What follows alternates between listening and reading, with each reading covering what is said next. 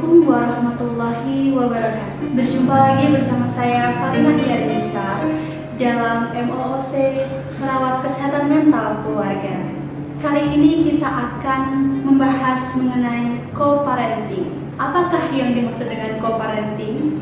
Co-parenting adalah pengasuhan kooperatif antara dua pihak, antara ayah dan ibu, di mana sebuah proses pengasuhan ini ayah dan ibu sama-sama bekerja sama, berkoordinasi dan saling mendukung satu sama lain. Beberapa pasangan mengambil tanggung jawab secara setara. Ibu dan ayah masing-masing melakukan separuh pengasuhan, separuh tugas rumah tangga, dan separuh kerja di luar rumah. Dan ini adalah sebuah kerjasama yang ideal, karena bagaimanapun juga pengasuhan tidak hanya dari salah satu pihak, melainkan dari kedua belah pihak, baik dari pihak ayah maupun dari pihak ibu. Beberapa kelebihan dari co-parenting adalah yang pertama, kepuasan pernikahan pun akan meningkat pada pasangan suami istri. Karena apa? Karena akhirnya anak bisa dekat dengan ayah maupun ibu, tidak hanya dekat dengan salah satu saja. Pernikahan juga akan semakin puas karena baik ayah maupun ibu atau baik istri maupun suami sama-sama merasa saling menolong maupun saling merasa terbantu. Pada suatu kondisi sebenarnya kita sebagai pasangan tidak hanya butuh untuk merasa ditolong, tapi kita juga butuh merasa menolong. Oleh sebab itu, dengan adanya koordinasi, dengan adanya co-parenting ini, harapannya kepuasan pernikahan akan semakin meningkat. Yang kedua, hubungan yang lebih baik antara orang tua dan anak. Jadi, anak akan memiliki memori yang kuat bagaimana kebersamaan yang terjalin dengan ayah ibunya, tidak hanya dengan salah satu saja. Bagaimanapun pendidikan karakter tidak hanya dibangun oleh salah satu, tapi dari keduanya. Anak secara tidak langsung akan melihat, akan belajar dari bagaimana ayah dan ibunya berperilaku. Itulah sebabnya co-parenting menjadi sebuah cara parenting yang ideal yang bisa kita terapkan bersama. Hal yang ketiga, co-parenting juga memberikan kebebasan kepada ayah untuk meluangkan waktu bersama anaknya. Kelebihan co-parenting yang ketiga adalah akan memberikan kebebasan kepada ayah untuk meluangkan waktu untuk merawat, untuk bersantai bersama anak-anaknya, dan juga membebaskan para ibu untuk mengejar minatnya di luar rumah. Hal ini adalah salah satu kondisi yang ideal, kondisi di mana kesehatan mental individu baik dari ayah dan ibu sama-sama terpenuhi. Sebagai manusia, kita pasti punya yang namanya minat, passion, dan juga peran individu di lingkungan sosial. Dengan adanya co-parenting, ayah yang mungkin banyak waktunya di luar juga akan meluangkan waktu untuk bersama anak-anaknya, karena memang tanggung jawabnya sebagai orang tua. Begitu juga ibu yang mungkin banyak cerita bahwa ibu menghabiskan waktunya sangat banyak pada anak-anak, sementara seorang ibu sebenarnya juga punya peran di lingkungan sosial, mungkin mengikuti kegiatan PKK, mungkin ada ibu yang bekerja sebagai dokter, sebagai guru, sebagai dosen, sebagai perawat. Disitulah terasa sekali pentingnya co-parenting untuk sama-sama menjalankan tugas sebagai orang tua, mungkin di waktu yang berbeda. Beberapa hal lain yang menjadi kelebihan dari co-parenting adalah mendekatkan ayah ke keluarga pada level emosi. Para ayah biasanya menikmati untuk diperhatikan di rumah, namun tidak mau atau tidak memiliki kapasitas untuk memperhatikan anggota keluarganya. Nah, dengan adanya prinsip co-parenting ini, ayah akan terpacu untuk lebih dekat secara emosi kepada anak-anaknya. Anak akan menjadi terbuka, anak akan menjadikan ayah sebagai cinta pertamanya ya, cinta kedua setelah cintanya kepada Tuhan. Kemudian pengalaman co-parenting ini membantu para ayah belajar bagaimana mengurusi kebutuhan emosional orang lain dan membangun kerjasama. Nah, co-parenting ini menjadi sebuah catatan ya bagi kita semua bahwa ibu dan ayah bekerja di luar rumah, mengasuh anak, mengerjakan pekerjaan rumah tangga. Nah, 3 pekerjaan full time ini dikerjakan 2 orang gitu, bukan hanya salah satu. ada hal-hal yang perlu kita waspadai bersama dalam co-parenting, bahwa jangan sampai baik dari pihak ayah atau pihak ibu merasa memiliki porsi lebih terhadap pengasuhan. Pengasuhan anak harus berjalan seimbang dengan kadar yang seimbang sesuai dengan kondisi masing-masing. Jika memang ada kondisi di mana ayah harus bekerja di luar kota, maka konsekuensinya adalah kita bisa menggunakan teknologi untuk terus terhubung dengan anak-anak. Begitu juga dengan ibu yang bekerja di luar rumah. Kita tentu tidak bijak ketika membandingkan ibu yang bekerja di luar rumah dengan ibu yang bekerja full time di rumah. Karena apa? Ada peran sosial yang tidak sama di sini, sehingga kita tidak perlu berdebat lagi soal mana yang lebih baik antara full time mother atau ibu yang bekerja di luar rumah. Karena pada hakikatnya ibu yang bekerja di luar rumah pun sebenarnya adalah full time mother. Hanya saja di ruang lingkup yang berbeda beliau memiliki peran sosialnya sebagai profesi tertentu.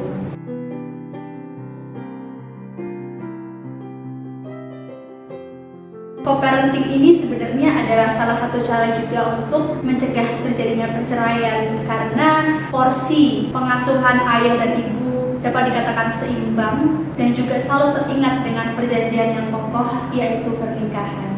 Ada yang menarik dari co-parenting ini, pada akhirnya kita akan mengenal istilah fatherhood, bagaimana menjadi seorang ayah.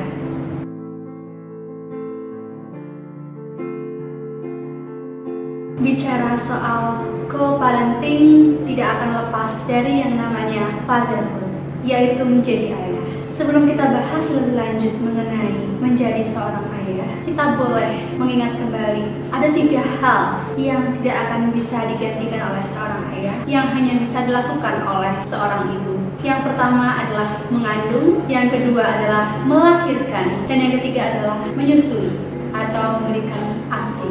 Sementara bagaimana untuk pengasuhan?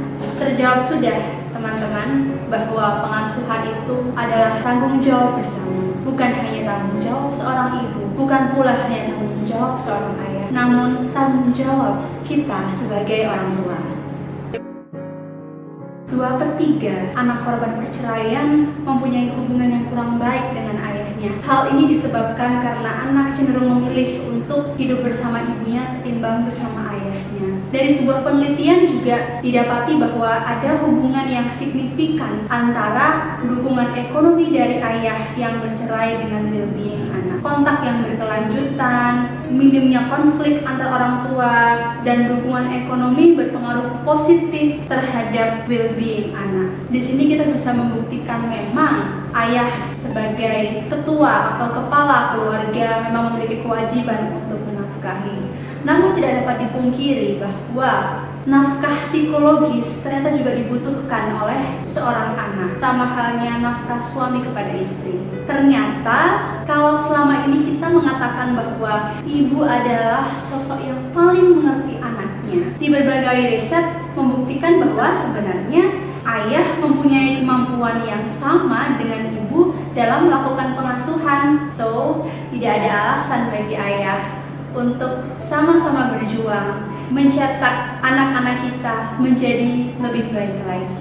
Anak dapat membangun kelekatan yang sama dalam hubungan mereka dengan ayah sebagaimana kelekatan yang mereka miliki dengan ibu. Memang pada beberapa fenomena ada kecenderungan ayah mundur selangkah ketika anak sudah terlanjur dekat dengan ibunya.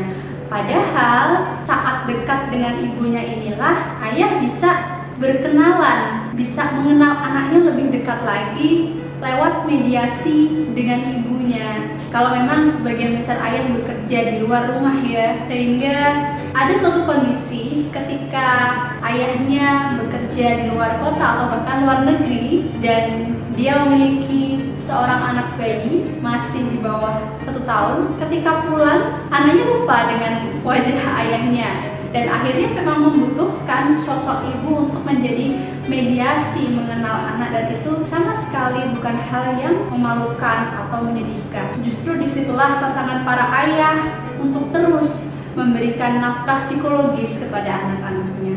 Selanjutnya, peran ayah yang maksimal akan membawa perubahan yang signifikan pada anak. Apa saja itu? Yang pertama, ketika ayah semakin terlibat dalam pengasuhan, maka anak akan cenderung lebih pandai dalam bersosialisasi, karena pada hakikatnya anak adalah seorang pembelajar yang ulung, seorang observer yang terbaik. Mereka secara tidak sadar sedang belajar mengenai perilaku apa yang kita tunjukkan di depan anak-anak sebagai orang tua, dan cenderung berani untuk bersosialisasi di luar dan tidak bermasalah secara sosial. Kemudian ayah lebih mendukung perkembangan anak melalui kegiatan fisik. Nah, masa pandemi ini kebanyakan ayah pun juga bekerja dari rumah. Kesempatan yang besar untuk tetap bisa dekat dengan anak, seperti mengajak anak untuk berkebun, berolahraga bersama, bermain yang sifatnya motorik kasar ya, lari-lari kecil atau jalan-jalan di sekitar rumah dengan tetap menerapkan protokol kesehatan. Selain itu, tidak dipungkiri ya, peran ayah sebagai penunjang ekonomi keluarga termasuk anak. Jadi menjadi lebih terlibat dalam hidup anak meskipun kalau memang kondisinya terpisah. Artinya ya, jika memang ayah bekerja di luar kota dan ayah tetap bisa memanfaatkan teknologi yang ada, sehingga anak benar-benar paham bahwa perjuangan ayah di luar kota ini adalah bagian dari cinta para ayah untuk memberikan nafkah, untuk memberikan kehidupan pada anak-anaknya. Bicara soal pengasuhan, kita akan sama-sama belajar untuk menumbuhkan pengasuhan positif. Pengasuhan positif ini merupakan indikator mutu yang utama dari sebuah pengasuhan. Beberapa contoh pengasuhan positif adalah, yang pertama, kita tunjukkan sikap positif itu selama mengasuh, seperti sering tersenyum, memberikan senyuman dengan tulus, memberikan pertolongan ketika anak menunjukkan sinyal bahwa ia perlu dibantu,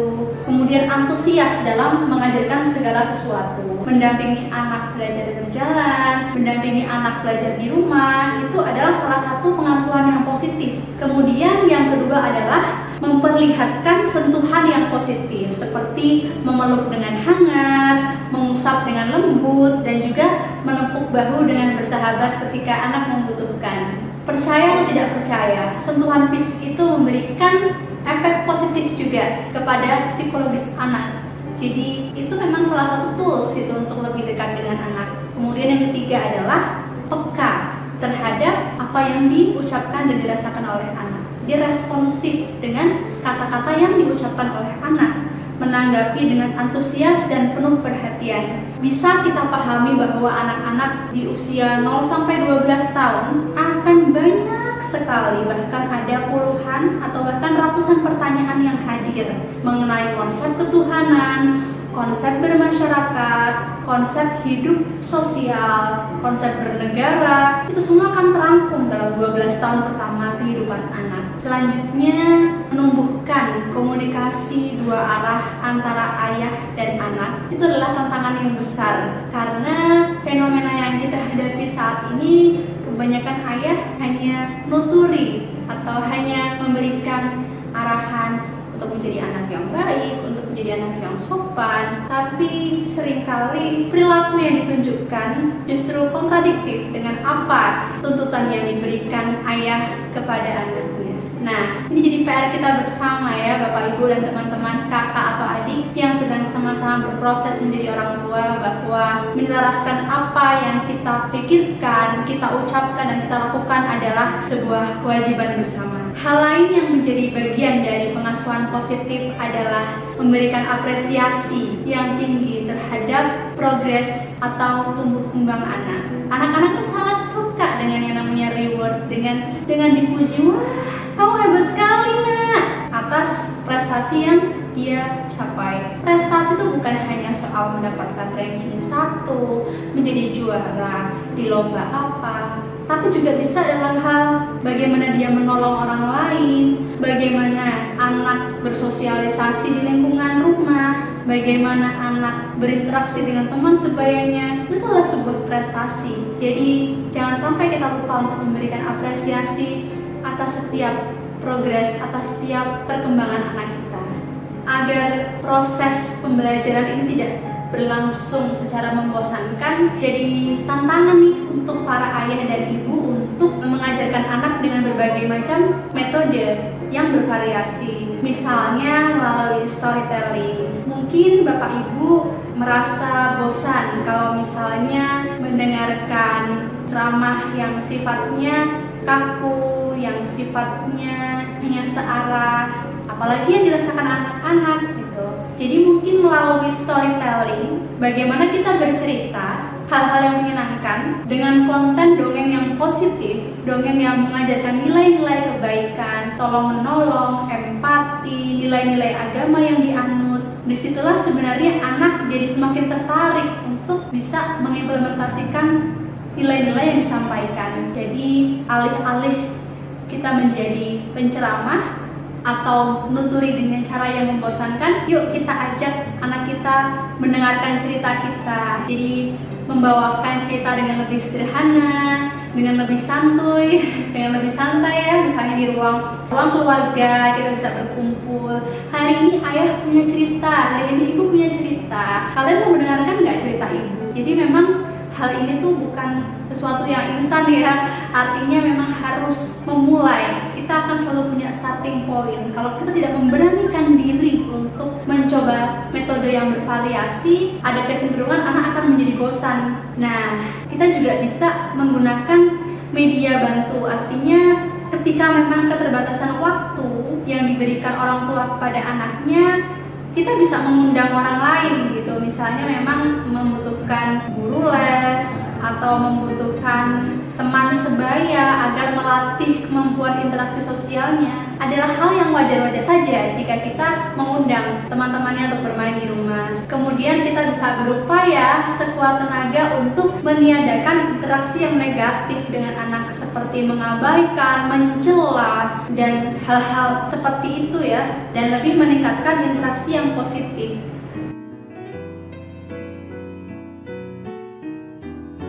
Bapak, Ibu, dan teman-teman, kita sudah sampai di sesi akhir dari topik pengasuhan. Sebelum kita akhiri, saya ingin menyampaikan beberapa mengenai mitos dan fakta dari pengasuhan. Yang pertama, ada sebuah mitos bahwa anak akan tumbuh menjadi anak yang baik jika mempunyai orang tua yang baik. Faktanya, sebenarnya orang tua adalah salah satu figur yang bisa berpengaruh terhadap tumbuh kembang dan kepribadian anak. Harus diakui bahwa orang tua merupakan faktor penting dalam perkembangan anak. Namun, orang tua hanya salah satu faktor penting di antara faktor penting lainnya. Misalnya seperti lingkungan di mana ia tinggal, bagaimana kondisi sekolahnya, bagaimana peran guru berkoordinasi bahwa nilai-nilai yang disampaikan tidak berbeda antara guru dan orang tua. Kemudian mitos yang kedua adalah anak-anak itu lucu dan menyenangkan. Faktanya, meskipun anak-anak itu sebenarnya sangat menggemaskan ya, namun anak juga bisa berperilaku negatif, berperilaku di luar ekspektasi kita sebagai orang tua, bahkan bisa juga bersikap destruktif. Nah, disinilah kelegoan atau kelapangan hati kita sebagai orang tua untuk siap menerima tantangan itu, untuk siap memodifikasi perilaku anak dengan berbagai pengasuhan positif dan juga cara-caranya. Kemudian yang ketiga, mitos ketiga adalah orang tua sekarang tidak sebagus dulu dalam mengasuh anak. Faktanya tidak demikian. Zaman terus berubah, tools yang kita gunakan terus berubah. Semakin maju teknologi, seharusnya semakin mudah juga kita dalam memberikan pengasuhan. Tantangan dan tuntutan dalam mengasuh anak menjadi lebih rumit dan kompleks. Bahkan dengan hadirnya teknologi, di satu sisi memberikan kemudahan, di sisi lain sebenarnya juga memberikan ujian dan tantangan. Bagaimana kita bisa mengontrol, mengendalikan anak-anak supaya jauh dari hal-hal negatif seperti pornografi, kecanduan game online, kecanduan nonton film, dan masih banyak hal lain. Mitos selanjutnya adalah cinta dan kasih sayang saja cukup untuk menjamin standar pengasuhan yang bagus. Faktanya, big no.